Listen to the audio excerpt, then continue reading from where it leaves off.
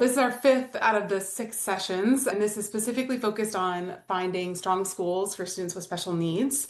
Our goal for today is to highlight some important considerations, specifically that families are often not aware of when finding a great school for students with special needs, and then to identify resources for you all to go deeper.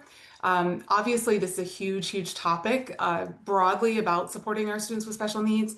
We're going to be trying to narrow in this session just in what you should consider when looking for a good school fit.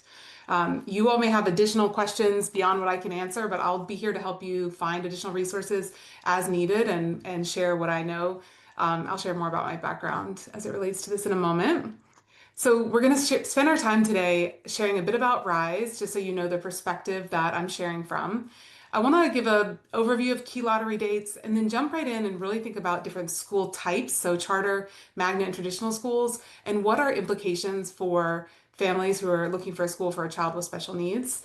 Then I'm going to go through our typical recommended process for choosing a school that we recommend at RYSE, but call out some really important key steps along the way. When you're looking for a school for students with special needs, we're going to look at specific questions you're going to want to add to your additional questions you might otherwise ask. And then, of course, look at those resources that are here to support you and have time for Q&A. Ambitious in 45 minutes, I feel like. So at RYSE, our goal is to provide better information to families so that we, as our parents, as our primary caregiver, our kids, can make the best choices for them. So today you'll hear some perspectives, but I really try to limit it to giving you information, and don't take a perspective on what school is going to be the best fit for your child, but rather my goal is to give you as much information as I can so you can make the most informed choice. A bit about myself here. I am a parent of first and fourth graders in a CMS school. I'm really passionate about supporting families and navigating the school choice process without kind of making these common mistakes that families later regret. So I pull a lot from my background. I've spent the past 17 years working in education policy and data analytics, both in large school districts and in nonprofits working to strengthen our education system. And I also studied this in grad school and have really been interested in the process of school choice and how we as families do or don't get the info we need to make choices align with our priorities and our values for our kids. I am not an expert in the special education space broadly, so the insights I'll be sharing will be from working in the education policy space and from my study of the education research and the data. So I'll just let you all know where my expertise ends, and we can, use some of the experts who are out there as needed. One of the experiences that we have as we're choosing schools for our kids is we might start out very excited about, hearing about all these cool options and set off to find a great school that our kid loves and hopefully loves them back.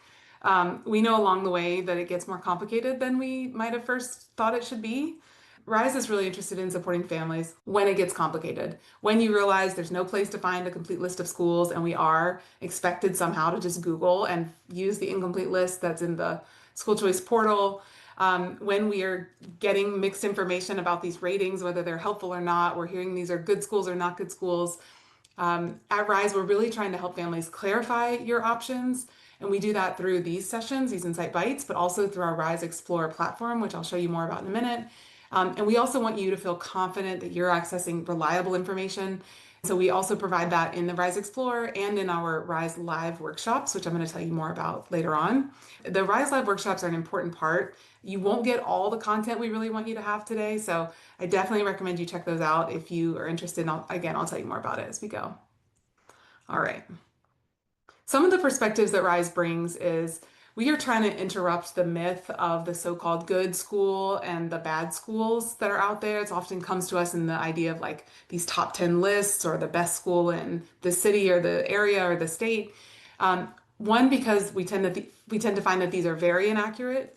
And two, they tend not to be all that helpful. And I think we as families get this, that we're actually looking for a great fit and not so much a school that's hypothetically best for somebody's child. The question is it going to be best for mine?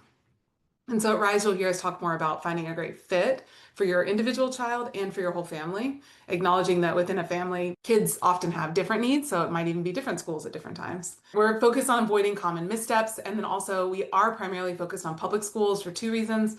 One is the best information we have about which schools are most effective are only available for public schools.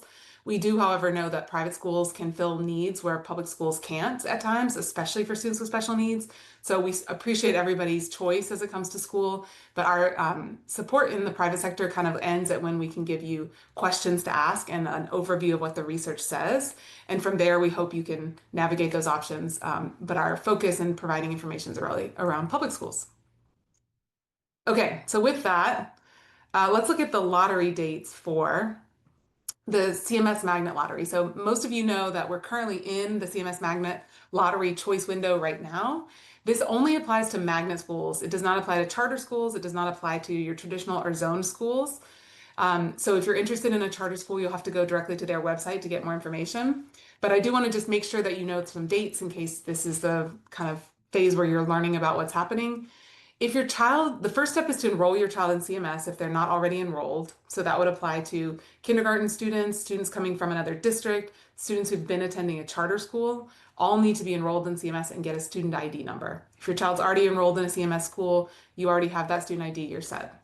The deadline for that is November 21st, so it is coming up. That's really important. The next is obviously to learn all about your options. There are open houses that are going on right now. In your follow-up email, I will send you a link to where you can see the open houses that are happening. And then we also have info in the RYSE Explorer, which I'll show you in a moment. The big date to keep in mind, the second big date is December 5th. That is when your lottery applications or lottery choices must be submitted in the CMS portal. Okay, well, there we go.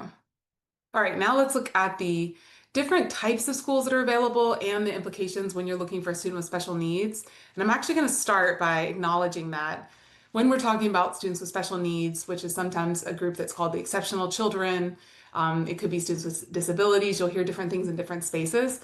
But an important thing to keep in mind is we're talking about really broad array of experiences when we're talking about this kind of one group of students.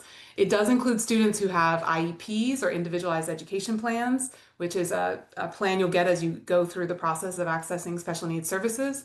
Or it may include students who have 504s, which is a similar, we won't have time to get into them, but different set of supports to help students access education without discrimination, specifically for students with disabilities of some sort.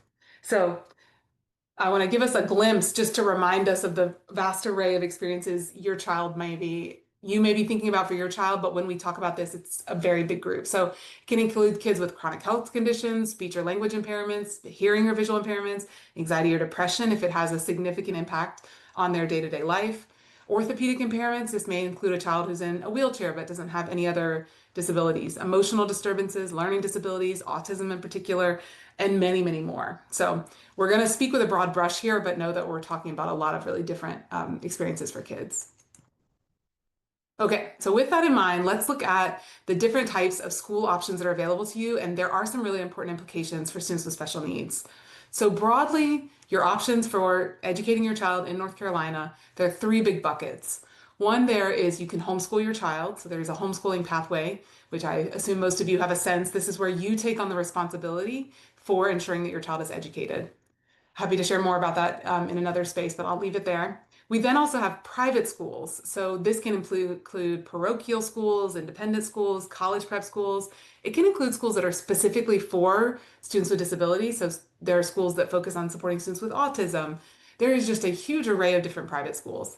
The main thing for families to know here is that unless a private school is receiving funding from the state to educate a child with special needs, which is not typically the case, there are other circumstances, but broadly, private schools have no obligation to provide any supports for students with special needs.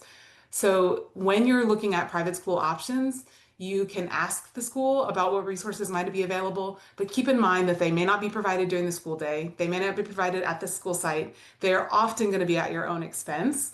And they're not rights that are protected by law. So those opportunities could change or go away at any point. So you want to be really thoughtful if you're going to be accessing private school supports for your child's education about what they do and don't provide. And just keep in mind that the rights that we're going to be talking about today are not extended to students in private school settings. So this IDEA, for example, is a major education law that covers students with special needs, does not apply to private schools. So that's as far as I'll go on that right now. You can certainly, if you have any questions, feel free to jot them down and we'll come back to them at the end. When we talk about public schools, this is where we have rights and protections for students with special needs and all students. And public schools include three different types of schools. So there are traditional or neighborhood schools that you might be zoned for. So everyone has a zoned school for each of your grade levels. Then we have our magnet schools and our charter schools. So let's look at these in a little more detail. All of these three public school types are free and open to the public. All three must provide special education services. This sometimes gets confused. You hear families questioning whether charters do or don't have to provide special education services. They absolutely do. They also are a part of the North Carolina Accountability System, which does include our students with special needs. And so students are taking annual tests and reporting out on how well those students are being served in those schools. Couple of key differences. So traditional and magnet schools are similar in that they are both run by your local school district. So for us in Charlotte, that's CMS Schools runs traditional schools and magnet schools. So it's going to be the same publicly elected school board managing both. Charter schools are different. Sometimes people think of these as like a public meets private in the sense that they're publicly funded. They do have certain obligations because of that public funding, including special education services, but they do not have, but they're run by a private board. So a board that's not publicly elected, and it could be a nonprofit board, nonprofit institution, or a for-profit institution. And what's really important here for families to know when it comes to special education is charter schools are released from many requirements that magnet and traditional schools must uphold. Some of those broadly include they aren't required for all teachers to be certified. Just 50% of teachers have to have certification. They don't have to have certain policies in place, including policies for school shootings, policies for volunteers that require background checks. They don't have to provide music education or a lot of things that you might just expect comes with a public education. Charters are given more flexibility with the idea that there can be more innovation in the public school sector by allowing fewer regulations in certain areas.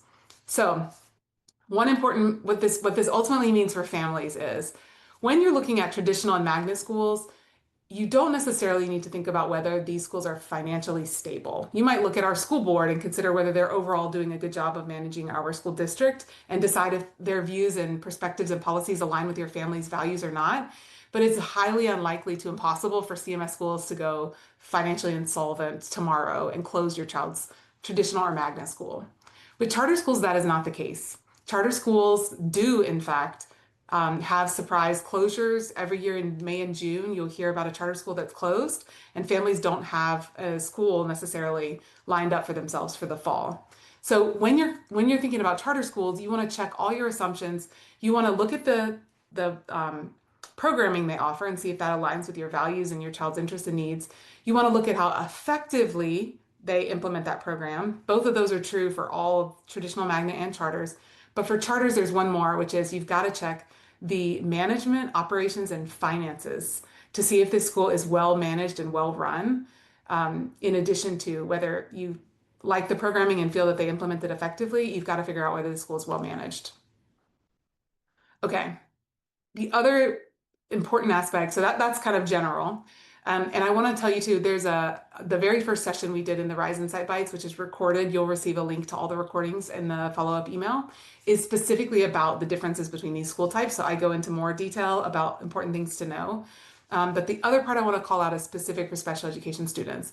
As I mentioned, all of these school types are required to uphold your child's legal rights to special education services. However, the reason why families get confused about charters is that in reality, sometimes that implementation can be lacking. So what you may hear and what we often do hear from families who are enrolled in a charter school and have an IEP is not that the school is refusing to provide those services, but they may have vacancies in their special education team.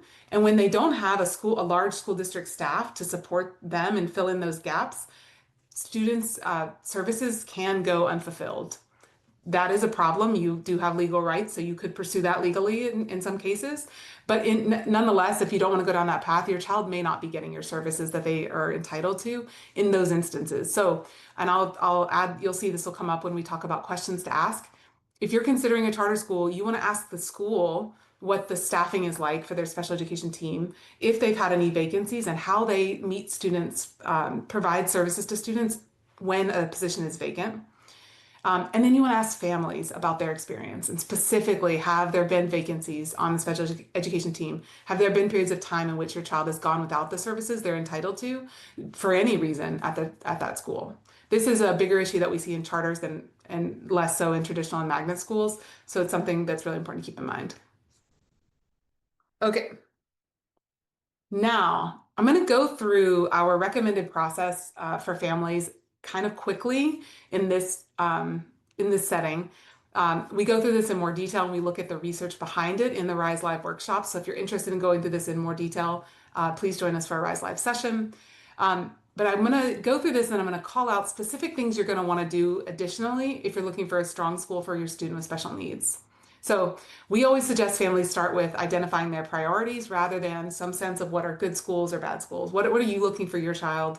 What are your family's values and priorities, etc. The next is to start with all of your options. I'm going to show you where you can get your complete list of options in just a moment.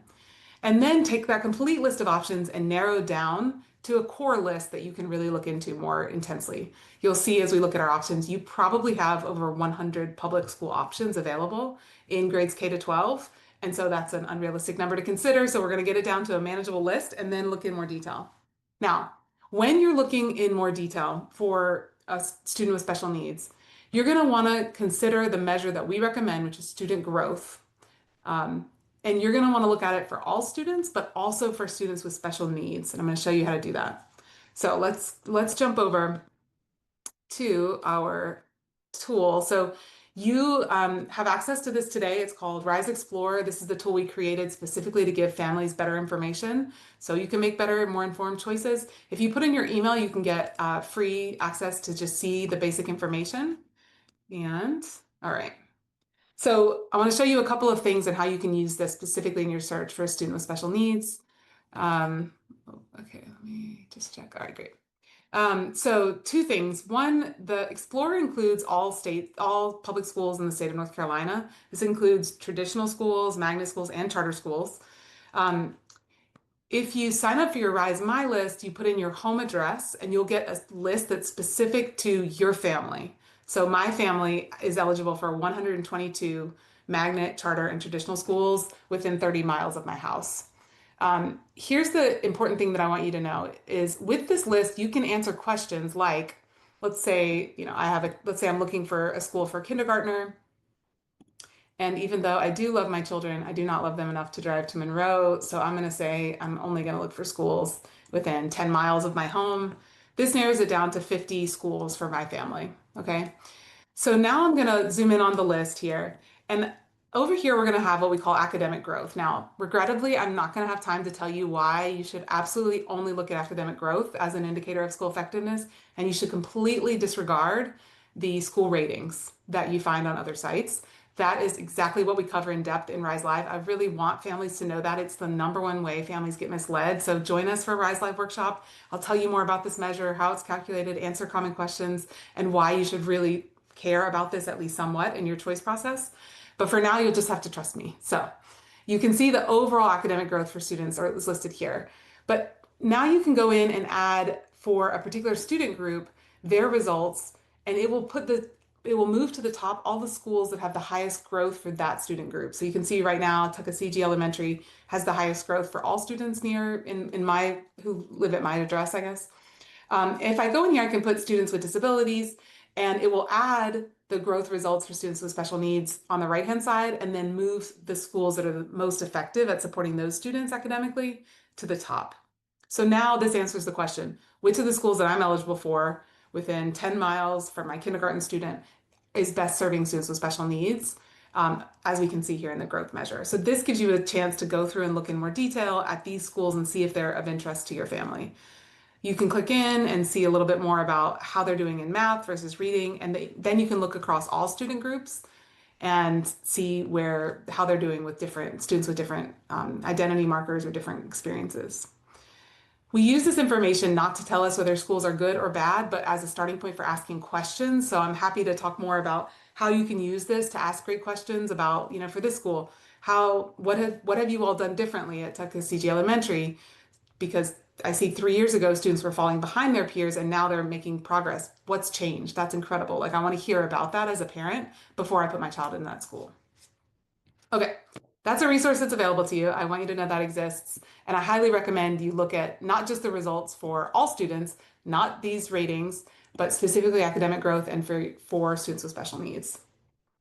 Okay, then I recommend that you connect with each school community and ask those questions that you've learned, that you've generated, part of them about academic growth and certainly about all the other priorities and interests that are important to your family. Here's something to keep in mind when it comes to considering a school for students with special needs. You may go to a school and you may have a great conversation with the school about resources they provide. You may tell them about your child's specific disability or special need and ask what they can do. And you may have a great conversation with the school about how they're going to support your child with anxiety and navigating from one classroom to the other, navigating the different classrooms in middle school, for example, or high school. You want to get that in writing afterwards because everything that you're going to be needing to do to support your student with special needs, you're really going to want to make sure you have it written down. So you can send a lovely, I really encourage families to be both collaborative and, of course, lovely and have a great relationship, but also assertive in your communication with regards to your students with special needs. So if you go and have a tour and have a great conversation, you'll want to send a follow-up email that says something like, it was wonderful seeing the school. This was the information that I understood these are the supports I understood that are available at your school. Could you please review this and correct me if I've gotten anything wrong here? That'll be something you can reference if down the road you've enrolled your child expecting all those great supports and you find they're not there. That gives you something to stand on to come back to that conversation and say, well, this was actually what was promised. It's not meant to be a got you for the school, but it is meant to have some real clarity and sense of certainty about what they realistically are going to be able to provide for your student once they're enrolled. The next is obviously to choose a great fit. There's a lot that goes into that. We'll talk more about some questions that can help you identify a great fit. But the last one I just want to point out, and many of you probably already know this, but when it comes to supporting our students with special needs, knowing your rights is essential. I hear from families so often that they started out feeling like they needed to be nice and later learned the importance of the assertive part. You can still be nice, but being assertive is incredibly important. For example, something I often hear, a family has asked a teacher verbally for an evaluation to see if they should have an IEP, have special education services. That is great, but what families often don't know is the school has 90 days from the time they receive written requests to honor that request. So again, you can absolutely ask for that, follow it up in writing. You might want to mention in your email, for example, that you are, looking forward to hearing more about this and getting the support within 90 days, so that you're able to access what you should. Families will otherwise wait 10 months. I've heard, long periods of time not getting the support they need, not because anybody's ill-intentioned, because people are busy and overwhelmed, and you actually need to start a process, and you do that most often with writing. So know what those rights are. There are far too many to cover today, but I just give you that one example. And the other important part to consider is as you navigate the special education services, it is filled with jargon. Your school is going to bring a lot of expertise to help you support your child, which is wonderful and lovely. In that, don't lose sight of your expertise.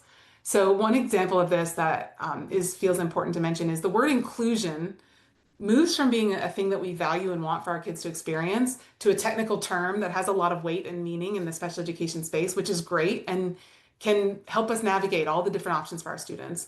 But hold on to your sense as a parent of wanting your child to have an experience of inclusion, wanting them to actually feel included. You can bring along the jargon and look for spaces that are the least restrictive and have experience of inclusion, et cetera. But you want to also ask questions and think about how your child's going to feel in the lunchroom. How are they going to feel at different school functions? So you're going to bring that expertise and insight as a parent about what it feels like for your child to be included, and make sure you hold on to that and bring that as a part of the IEP process or 504 process so that you're able to bring your expertise and the school's bringing theirs expertise, but don't get kind of talked out of your insights and expertise as a parent. Personal recommendation. Okay. With that, I'm going to skip that one for now. Let's look at, let's look at some specific questions you might want to ask based on other families' experiences and kind of the broader knowledge in the special education field. One is about inclusion, and you can ask specific questions about how inclusion looks at your school. And this is, for anyone who's not familiar, the idea is that we typically want students with special needs to be in the least restrictive environment and have opportunities to be learning alongside and building relationships and engaging with their peers in their same age when they're not receiving those specialized services that they need. And this has been a transition in the public education sector from originally actually quite tragic exclusion of students with special needs, but now we're trying to move more and more to making sure the whole child is well supported, getting their special needs met, and having access to their peer experiences as well. So you can ask questions about what that looks like in terms of their learning experiences, but think about after school activities, the lunchroom, specials. Do they go to specials, music and art, etc., with their peers? All that's important.